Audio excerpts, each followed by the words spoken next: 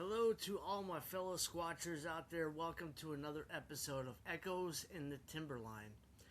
I am your host, Eric Martin, and I apologize for any glitches ahead of time. We are dealing with a lot of really heavy storms. Having said that, I am excited to announce my guest tonight. He's a good friend of mine. And he's a wildlife expert. I've actually had the opportunity to work alongside of him. Please welcome my good friend, Steve DeMoor. Hi there. Hi, Steve. So welcome to Echoes of the Timberline. I'm excited to have you. So, you know, you own the business, Dr. Critter. So if you kind of can give us a little bit of background as far as what you do and your experience in wildlife. Sure. So I am a lifelong outdoorsman. It's been my passion ever since I could walk. I've been catching animals since I was a young boy, and it just morphed into a career, fortunately for me. And so I have owned and run a wildlife control service for about 30 years here in Central Florida.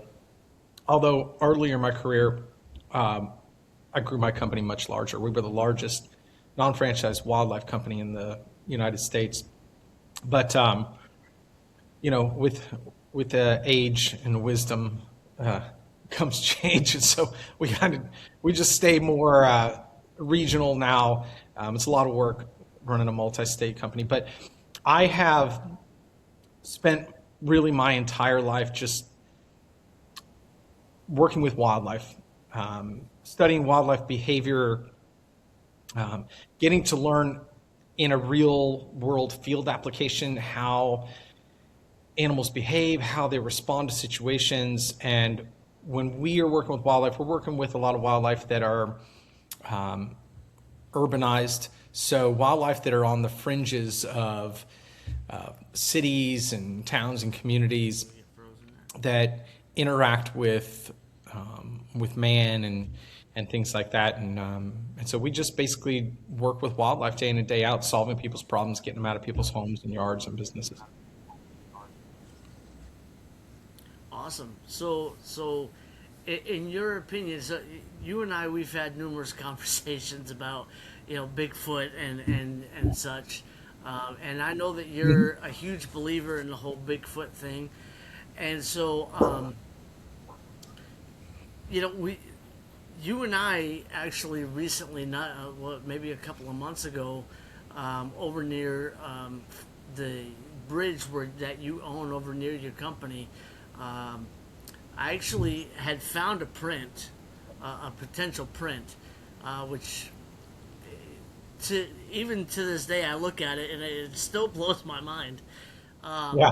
But we kind of talked about it a little bit. I know that people go back here in this area, but in your opinion, and for anybody watching, you guys can check out the photos of the print before and after the cast on our Facebook page, which is Sasquatch Research Group.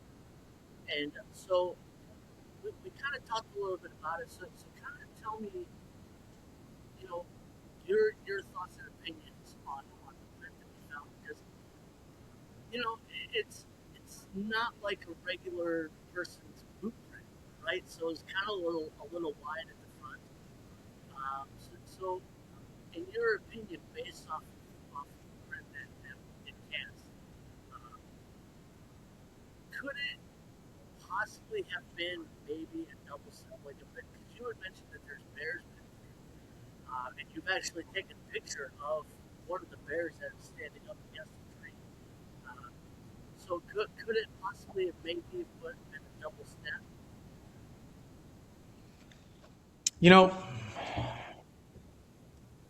When you found that print, it really kind of freaked me out, to tell you the truth. I know that where I live and And then, across the other side of kind of that Wekiva Basin there is where my office is, and we own some land right there on the fringes of all that wilderness area. I didn't really know that there had been any sightings or anything like that until you had sent me some reports, and it it intrigued me enough to start kind of diving into what's been seen or what the reports that have been in my area in the last 10 or 20 years. And it was really surprising me when you sent me over some reports that were discussing potential sightings right there in that area where we own some property and where right up the street from where my office is. And so, the challenging or the interesting thing about when we went over there to walk around was that nobody ever goes over there, right? That whole wilderness area there's only one entrance to it, which is miles and miles and miles and miles to the north. Nobody can work their way back to where we were unless, it just doesn't happen, right? No one goes there. And then it's surrounded, that whole wilderness area is surrounded by a river, by one of only two wild and scenic rivers in Florida. So it's a very wild area. And unless you are out on a kayak or a canoe, you wouldn't even get to the other side of that river. And because it's really thick and it's swampy, like, people just do not go there. But because it's right across from my property, that was an area I suggested because there were some sightings or suspected sightings reported like right in that zone along the riverfront. I said, well, I can take you over there and look around, right? What you found this one print.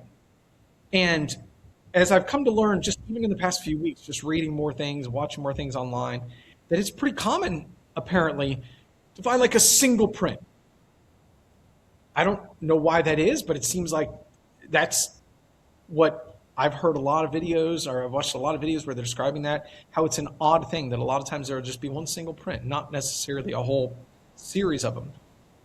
But that was pretty deeply imprinted into the ground. What I see with bear is, and especially so, there's some big bear, really big bear. I've got some amazing photos of some really big bear in that area.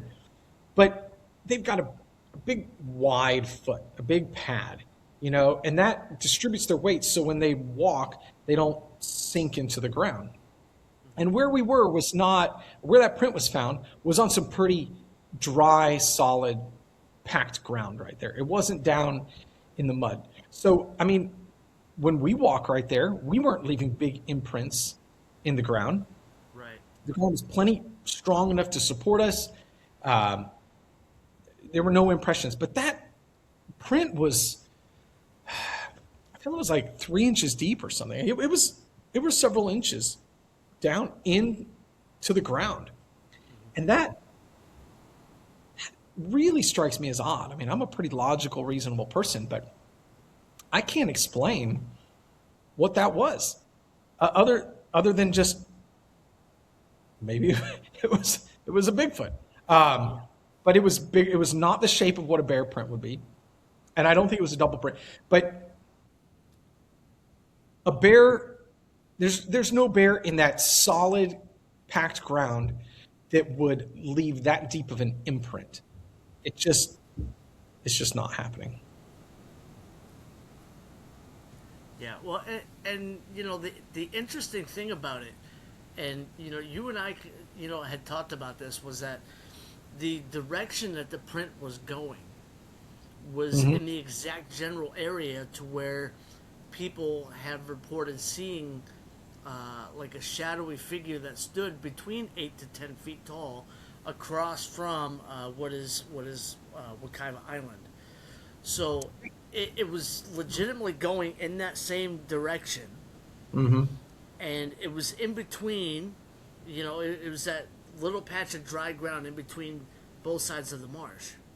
Yeah. And so, I was surprised that, because when we found the print, we started talking about it. I didn't even have any knowledge that people were in Wekiva Island were reporting seeing that directly across from them, which is in the exact area where that print was found.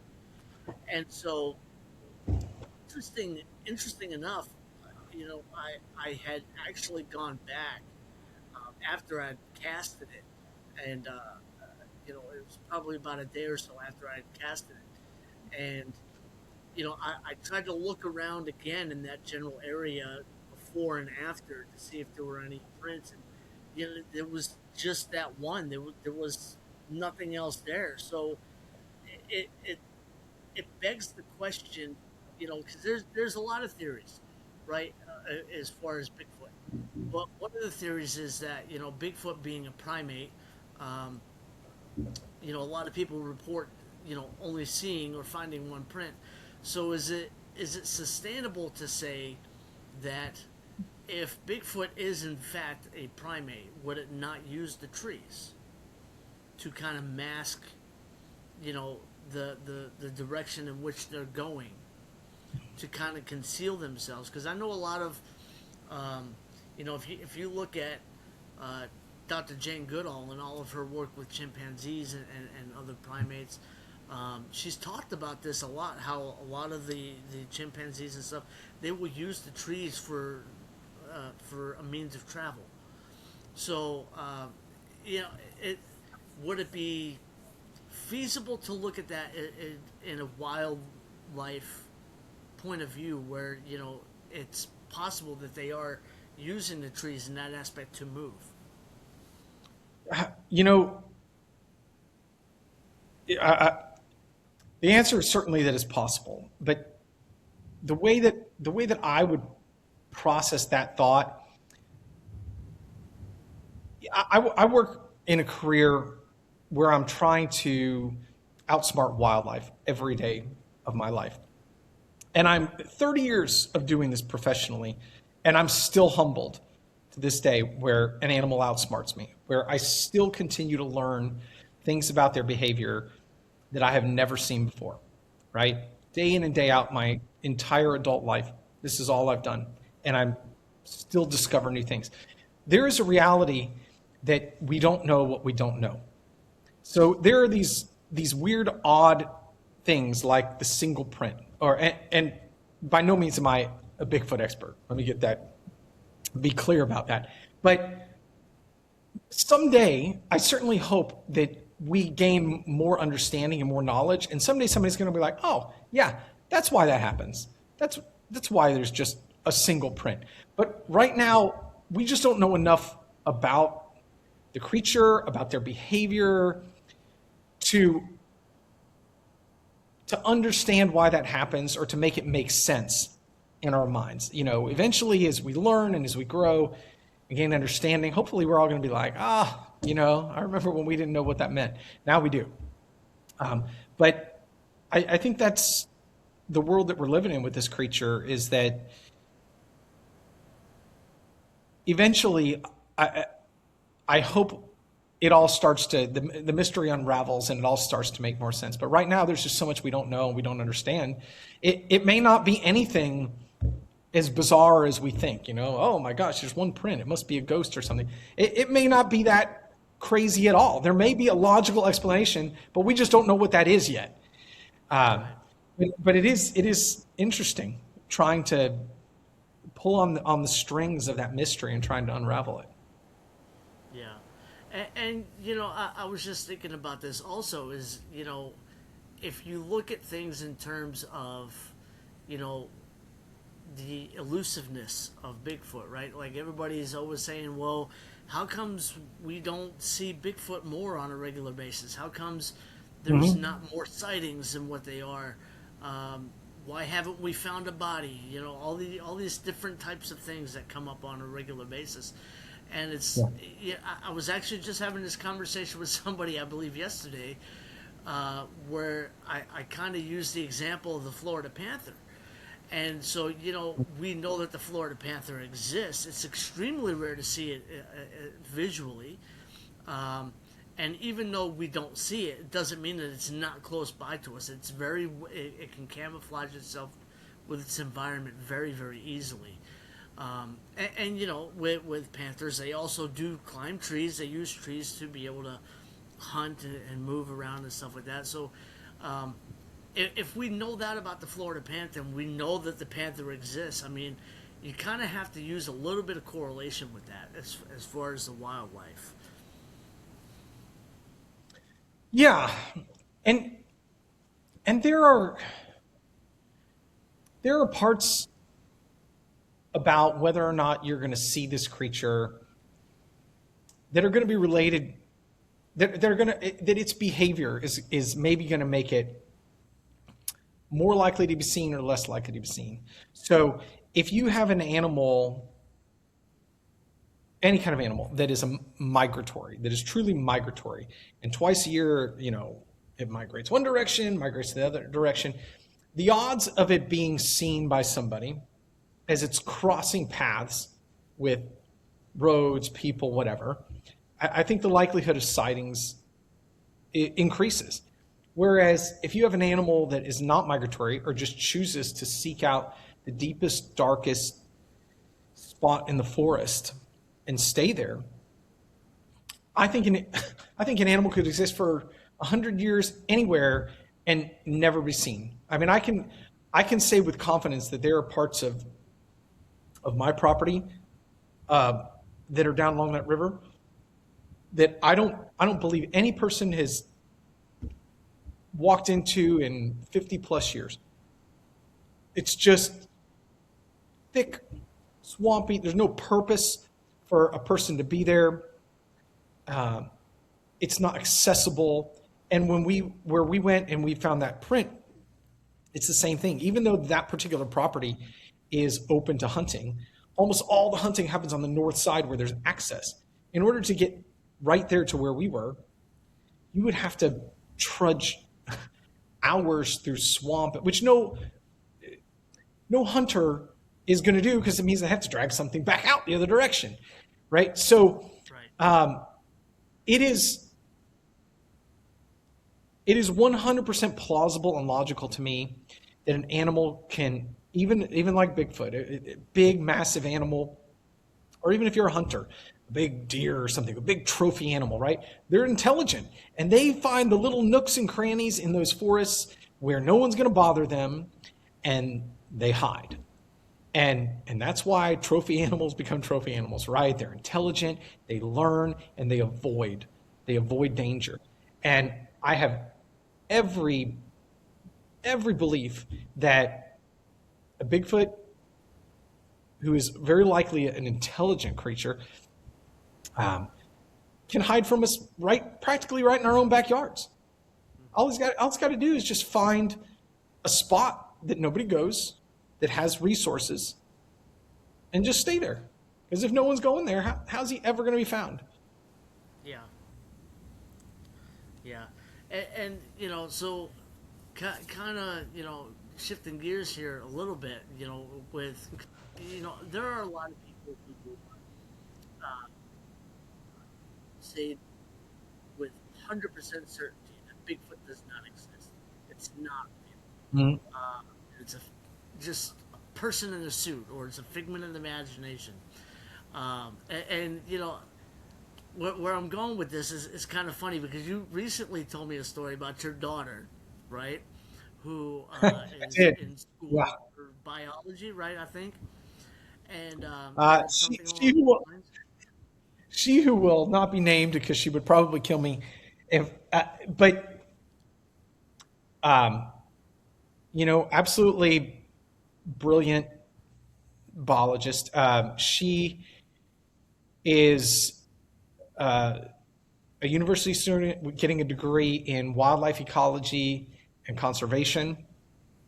Um, Gosh, she knows so much more than me about creatures and biology and things like that because she absolutely loves studying this stuff. And so she just immerses herself in it, and she's brilliant.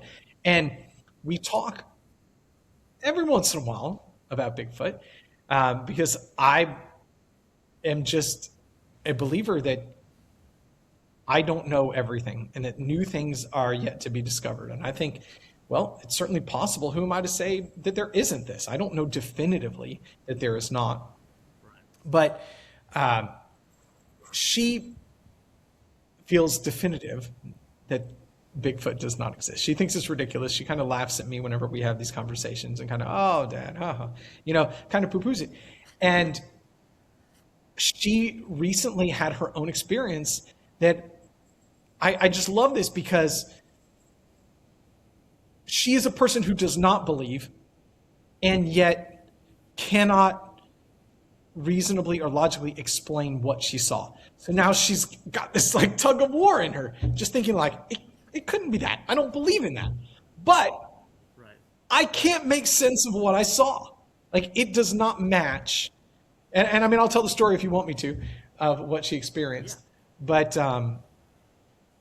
yeah, so she's really big into herping. She loves snakes. And so her idea of a good time when she's not studying or working in some way is I'm going to go out in the forest and I'm just going to look for snakes. And so she'll hike trails and spend time in the forest, and she'll also drive back roads in like national forests and things like that, looking for snakes crossing the road.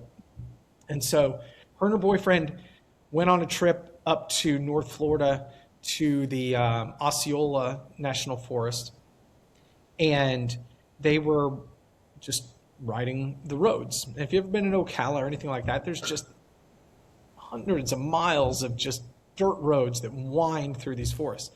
And so they were riding these roads, and it was just after dusk. That's a really good time for snakes to cross, go out on the roads around dusk. And it was just turned dark where they had the headlights on the truck, and they're coming through the forest, and up in at the outer limits of where the headlights reach, something just walks across the road in front of her, right? And so, and maybe someday she'll be wanting to tell people her own story, but what she described to me was a large thing on two legs, big, dark, hairy, tall. I don't know how well she could capture height, but I think she approximated like 8 feet. And it crossed the road on two legs. And it never turned and looked at her, but it walked across. And so her immediate thought, and I think the thoughts of most like people who do not believe in Bigfoot are going to be, was that a bear? Or was that a person in a monkey suit, right? Those are the only two reasonable explanations, if you don't believe Bigfoot exists, on what that could be. And so when she didn't tell me about it right away, it was weeks later when I was going to help her move out of her dorm for the summer and come home, that she's like, oh, by the way, I saw this thing. Maybe it was Bigfoot. And she's kind of chuckling. And she tells me the story, and I was like, yes, I think it really was. Like, it makes no sense. And it's not that you can't find videos of a bear on two legs, right? She looked some up and showed me. But even a bear, I've never seen a bear that just strolls across the road upright on two legs. It doesn't happen. There's some videos of a bear with his front paws are injured and he's up on two legs trying to survive. But he doesn't do like arm swing and just a natural gait, right? That is just not how you ever see a wild bear strutting across the road on two legs like this. It just doesn't happen. And then, I'm talking to her about this idea that it would be a man in a monkey suit. I don't know how much time you spent in national forest, but God bless rednecks, man. I love rednecks, right?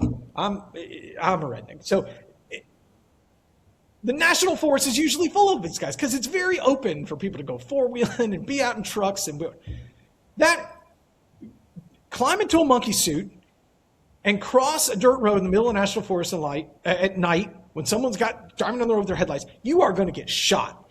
I mean, it is a suicide mission to walk around a national forest in the dark in an ape suit. Like, someone is going to shoot you. That's just the way it is. Rednecks, that's who they are. They're all packing heat, and they see a creature like that, they're sending lead downrange. That is reality. So it makes no sense to me logically that anyone would be wandering around in the middle of the dark in a giant monkey suit in a national forest like that. I mean, I it's more likely that I'd see a unicorn, I believe, than see something like that. Just that seems crazy to me. It's much more reasonable to me that she had a sighting of this creature, but because she doesn't really believe in it, like she can't make sense. Like, she can't make the connection in her mind of what she saw because it doesn't make sense that it'd be a bear. It doesn't make sense that it's a man in an ape suit. And her mind just keeps going, well, what could it be? What could it be? So because she just keeps resisting this idea of believing that maybe there's something out there that I don't understand, eventually she just kind of blocks it out, I think, and just like, well, I don't know what that was, so I'm just gonna move on. And I think that goes back to the number of sightings. Everybody's like, oh, there's so few sightings, and I don't believe that to be true. I think there are a lot more sightings, incidents, and this is just me from a reasonable and logical opinion. I think there's a lot more incidents that ever get recorded. And some of that may be because somebody really saw something real and they just thought, no one's going to believe me. And so they never say anything. But I think there's a lot more where people are just like, that doesn't make sense to me what I saw, so I'm just going to like move on. And I think there are so many more incidents that never get reported because the person just doesn't believe that that's what they experienced. And so they just kind of hit this wall in their mind. It doesn't make sense. And so they're like, yeah, no, I'm gonna let that go and move on. So I think there's a lot more encounters than ever get reported just for that reason. And the thing is, this area that we are going to be going out to on the 27th up in Tiger Bay State Forest, there's a well-known researcher, David Shealy, who founded the Skunk Ape research headquarters down in the Everglades, and he's been researching skunk ape for decades, longer than I've been alive, and he's actually had a lot of reports, personal sightings and activity out of the north entrance where we are going to be at. And the funny thing is, and I've shown you the map that we put together of actual reported sightings, and a lot of it is in and around Tiger Bay State Forest, especially out of the north entrance, and it's usually and typically based on the reports, it goes from Lake Helen to Lake George, and back and forth, which Lake Helen and Lake George, in Tiger Bay State Forest, border the Ocala National Forest. And so I think that you're right on point where there's not as many reported sightings because a lot of people are maybe afraid of ridicule or something along those lines. So instead of making the report saying, hey, this is what I saw, I can't explain it, but this is what I think it was. I can't say definitively that it was or was not, but this is what I saw. And so, a lot of people, and here's the thing, throughout the world, okay, if you go to, Bigfoot essentially is called different things in different parts of the world. So like in Nepal, it's called Yeti. Here in Florida, it's called skunk ape. The Sasquatch, Bigfoot, Yowie in Australia. So it really just depends on what part of the world you're sitting in. But there are so many recorded reports of the exact type of sighting and what they see. As far as the height, the type of hair, smells, footprints, vocalizations, um, and there's just too much correlation. Not everybody in the world's got to be in on it, right? So I mean, what is your take on that? With you hear so many people having the same type of activity, the same type of reported experiences throughout the world, that it's like, how can we think that it doesn't exist? Well, you know, I think there's, even though we don't have this specimen of this creature in a zoo on display where everybody can look at it, touch it, and feel it and go, yep, indeed, it's real. That doesn't mean it's not real, right? Things you haven't seen before, just because somebody says, well, that doesn't exist, doesn't make their statement true. Um, there, for me, as I think a reasonable thinker, a reasonable person, logical, con- wanting to consider facts, there, if you just look at patterns, like you just can't escape these patterns. Too many people. I mean, do I believe there's some people out there that are going to make something up because they want attention? Sure, I think that's true in anything, any area of life. But there are so many people that have made reports and sightings that there is nothing to gain. That, the only thing they're going to gain is like ridicule. I mean, they are moved to speak their truth because it is their truth and it's powerful. And there's too much information out there for me to reasonably believe, that it's not real. I haven't seen it, but just the preponderance of the evidence and information of people's experiences documented, right? In our country, but in other areas of the world. You'd have a harder time convincing me it's not real when so many people, unrelated, have had all these individual encounters and experiences, and I don't believe they're lies. I believe that is their truth of what they saw, what they experienced, what they heard. I've never seen a Bigfoot. What I want to, 100,000,000%. I would love to have a sighting and experience that really spoke to me in my soul. It's like, yep, I know it's real because I saw it myself. Mm-hmm. That would be great. But how would I was thinking about this after I talked to my daughter. How would I respond to that? Because one of my first questions to my daughter after she saw this thing up in her headlights, and by the time she kind of it connected in her brain that she was seeing something that made no sense, her boyfriend was sitting next to her on his phone, and she's like, hey, do you see that? And he looked up, and by that time, the creature had crossed the road and dipped off into the brush. And so he didn't see it. But my first question to her was like, oh my gosh, did you stop the truck and look for tracks? Or, to me, that's the logical thing. Let me find some evidence. Yeah. But what I didn't take into consideration was she was scared out of her mind. She's like, no way, Dad. She's like, I hit the gas and got the heck out of there. And I think about if I actually had this experience, I would probably be pretty freaked out too. I can sit here as an armchair quarterback and go, oh, why didn't you look for prints? Why didn't you do anything?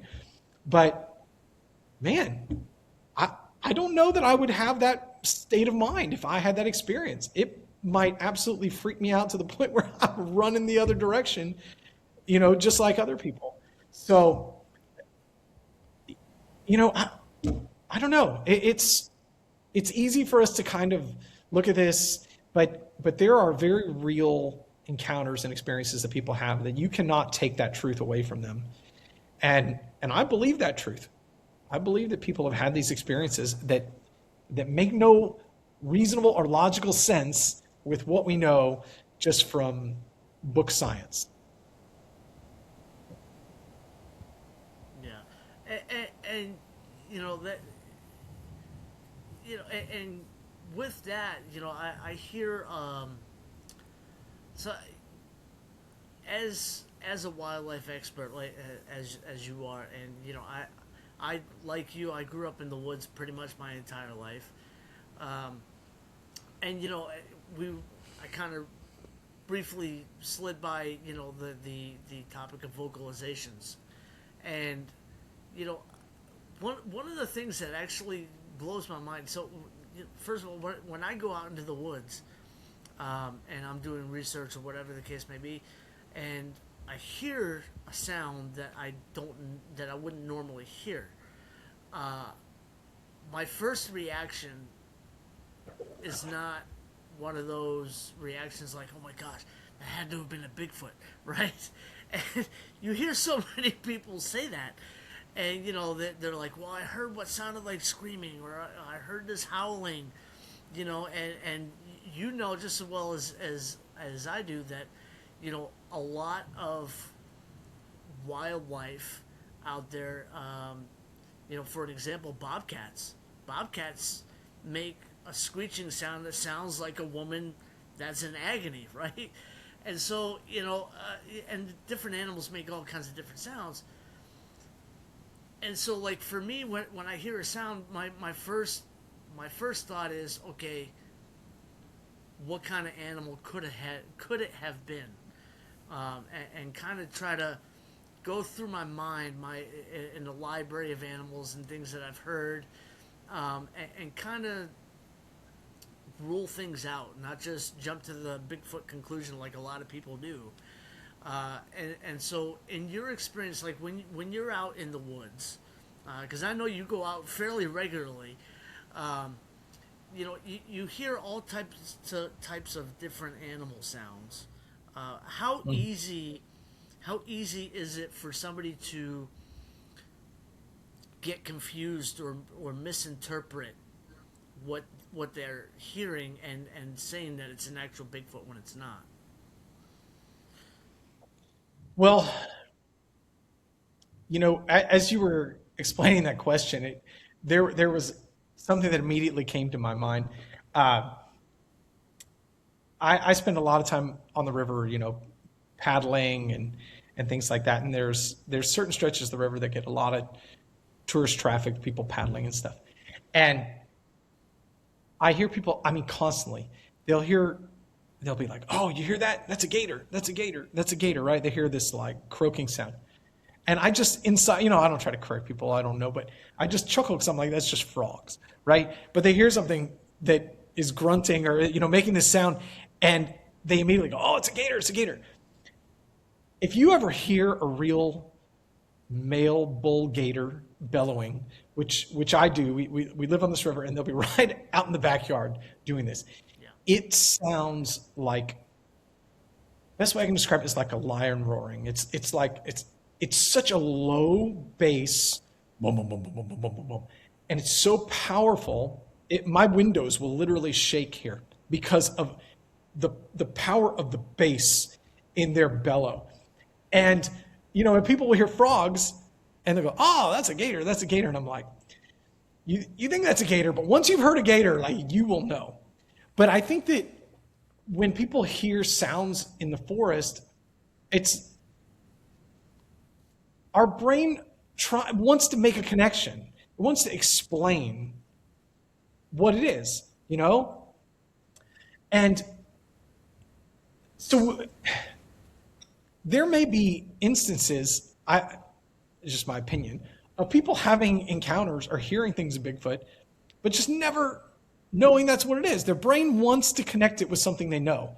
Oh, that must have been a bear. That must have been a this, right? Nobody hears something and goes, "Oh, that must have been a Bigfoot," right? Your brain, I think the average person's brain just doesn't go there. Your brain tries to go 2 + 2 = 4. It wants to fill in the end of that question, the end of that equation.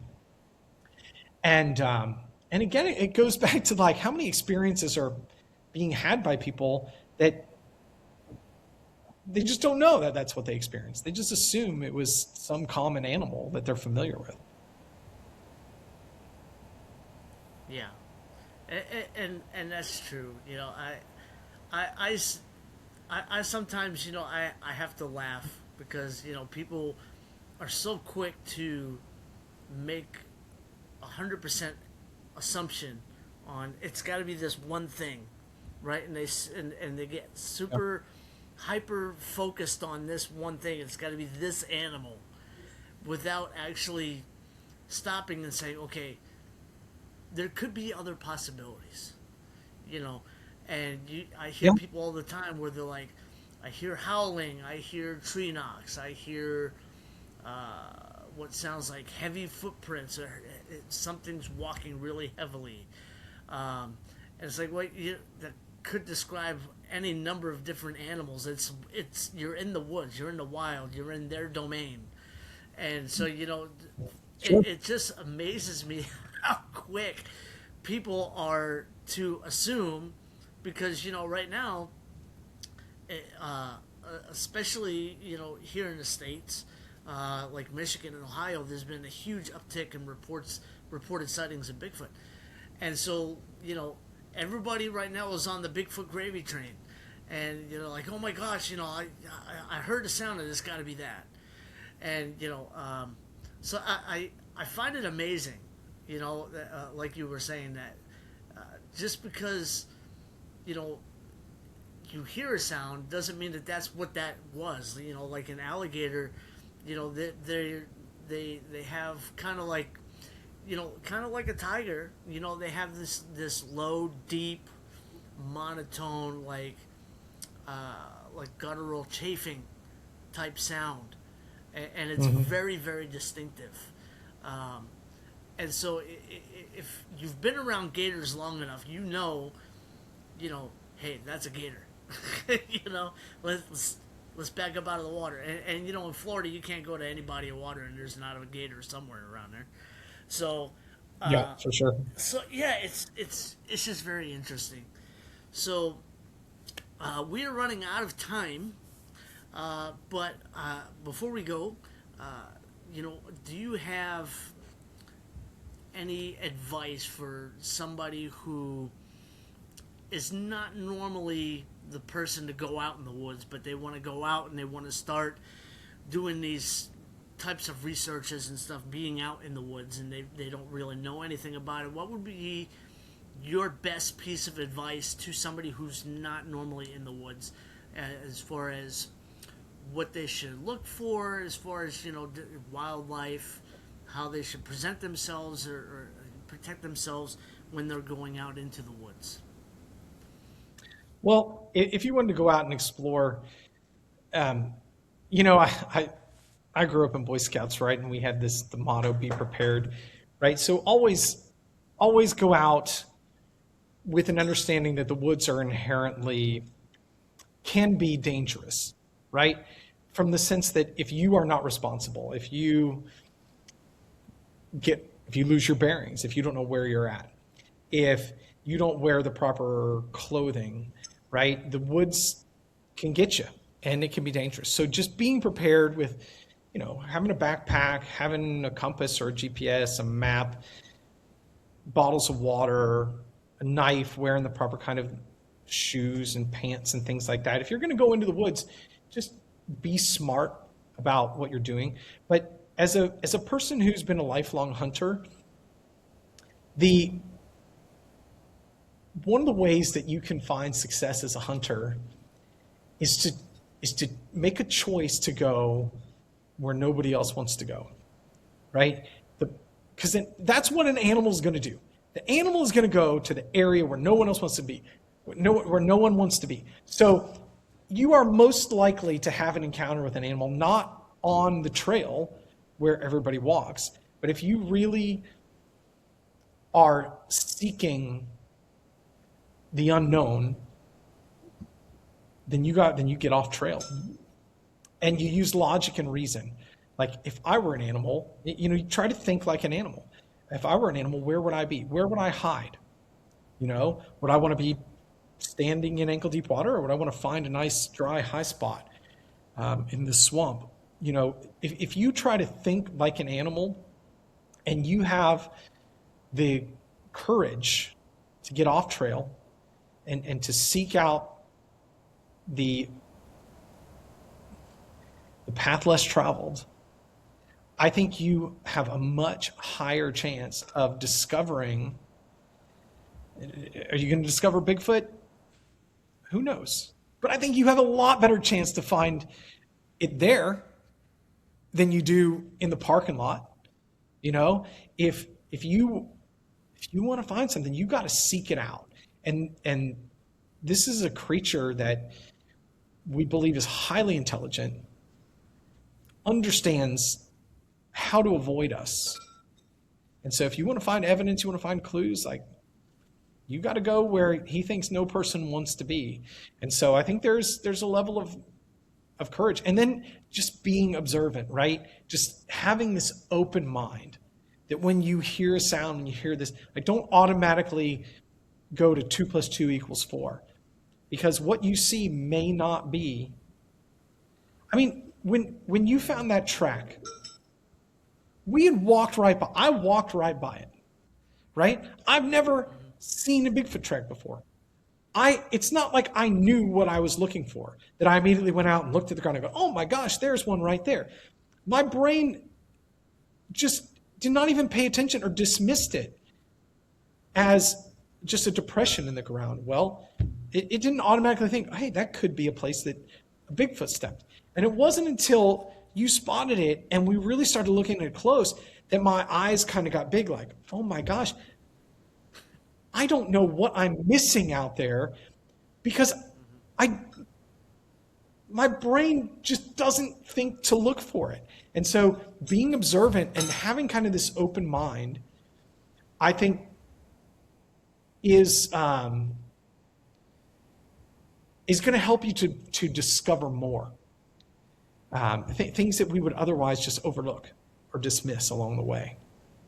So that would be my advice, But listen, you can't, as a hunter, like, I'm never going to kill a buck sitting on the couch. Like, you will only, or catch a fish sitting on the couch, right? You have to get outside. You have to get out there. You have to put yourself in the places where they're likely to be found in order to have even a chance of a discovery. Yeah. One of my daughters just got. I agree, 100%. Well, Steve, we come to the end of our show. I just want to thank you again so much. It's been a huge honor having you on the show, and hopefully we can have you on again sometime and we can discuss further. And maybe in between that time, you and I both will have a lot more experiences to talk about in the future. Yeah, and I do have a couple other Bigfoot stories to share. Not my own personal experiences. As I said, I've never had that. But of somebody that I genuinely know and would trust with my life that had several encounters.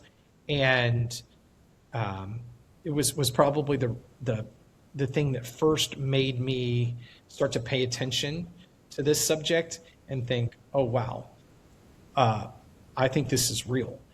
And, I'd be happy to share those encounters and those stories with you as well. They're not documented anywhere, right? I think at that time, people didn't know to file reports about it. But I think that there are stories and experiences for everyone that's documented. There's probably 10 or 20 or 100 that never get documented. There's far more people out there that have something to tell that have never shared it publicly. Yeah, for sure. Well, again, thank you so much, and hope you have a good rest of your evening, and stay safe out there in the woods. All right. Thanks, Eric. Have a great night. You as well. And thank you for everybody who has watched today. This has been a really great, amazing interview. And again, just for everybody who's watching or will watch, just be safe, be vigilant, and keep on squatching. We'll catch you next time.